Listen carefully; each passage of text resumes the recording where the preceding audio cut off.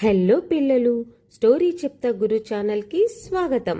ఈరోజు మీ అందరికీ ఎంతో ఇష్టమైన డోరేమాన్ స్టోరీ చెప్పుకుందాం. కోరికలు నెరవేర్చే పెన్సిల్. మరి స్టోరీలోకి వెళ్దామా? ఒకరోజు స్కూల్లో టీచర్ ఒక డ్రాయింగ్ పోటీ పెట్టారు.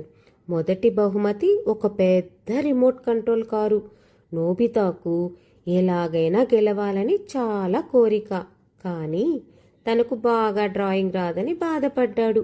ఇంటికి వచ్చి, డోరేమాన్, నేను ఎలా గెలుస్తాను అని అడిగాడు. డోరేమాన్ తన 4D పాకెట్లో నుంచి ఒక మెరిసే పెన్సిల్ను తీసి చూపించాడు. ఇది మ్యాజిక్ పెన్సిల్. దీనితో ఏది గీసినా కొద్దిసేపు నిజమవుతుంది. కానీ ఒక షరతు ఉంది, మంచి పనులకే ఉపయోగించాలి అన్నాడు. నోబితా సంతోషంగా ఒక చిన్న పిట్టను గీశాడు. వెంటనే అది నిజమైన పిట్టలా ఎగిరింది. షిజుకా చూసి ఆశ్చర్యపోయింది. తర్వాత ఒక ఐస్ క్రీం గీశాడు. అది నిజంగానే చేతిలోకొచ్చింది. అది చూసిన సునియో, జియాన్ ఇద్దరు కూడా ఆశ్చర్యపోయారు. మరుసటి రోజు డ్రాయింగ్ పోటీ మొదలయ్యింది. నోబితా ఆ పెన్సిల్తో చాలా అందమైన కోటను గీశాడు. అందరూ చప్పట్లు కొట్టారు. అంతలో జియాన్కి ఆ పెన్సిల్ మీద ఆశ పుట్టింది. ఎవరూ చూడకుండా దాన్ని దొంగలించాడు. జియాన్ పెద్ద పెద్ద రోబోలు, కార్లు, చాక్లెట్లు గీయడం మొదలుపెట్టాడు.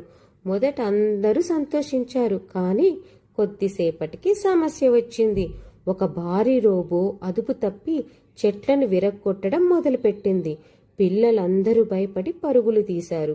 జియాన్ కూడా భయపడి, డోరేమాన్, నన్ను కాపాడు అని అరిచాడు. డోరేమాన్ వెంటనే తన పాకెట్లో నుంచి ఎరేజర్ గన్ అని తీసి మ్యాజిక్తో వచ్చిన వస్తువులన్నింటినీ ఒక్కొక్కటిగా చెరిపేశాడు. అన్నీ మామూలయ్యాయి. జియాన్ సిగ్గుపడి, నేను చాలా పెద్ద తప్పు చేశాను, క్షమించు అన్నాడు. నోబితా కూడా, నేను కూడా షార్ట్ కట్తో గెలవాలని అనుకున్నాను. నిజంగానే గెలవాలంటే చాలా శ్రమతో గెలవాలి అన్నాడు. డోరేమాన్ నవ్వుతూ ఆ మ్యాజిక్ పెన్సిల్ను తిరిగి 4D పాకెట్లో పెట్టేశాడు. కొన్ని రోజుల తర్వాత నోబితా మళ్ళీ తనంతట తానే డ్రాయింగ్ ప్రాక్టీస్ చేశాడు. ఈసారి మ్యాజిక్ లేకుండానే పోటీలో 2వ బహుమతి గెలిచాడు. షిజుకా చప్పట్లు కొడుతూ, ఇదే నిజమైన విజయం నోబితా అంది. నోబితా నవ్వాడు. డోరేమాన్ కూడా చిరునవ్వుతో, కష్టపడి సాధించిన విజయం ఎప్పుడు ఎక్కువ ఆనందాన్ని ఇస్తుంది అన్నాడు. So moral of the story ఏంటి?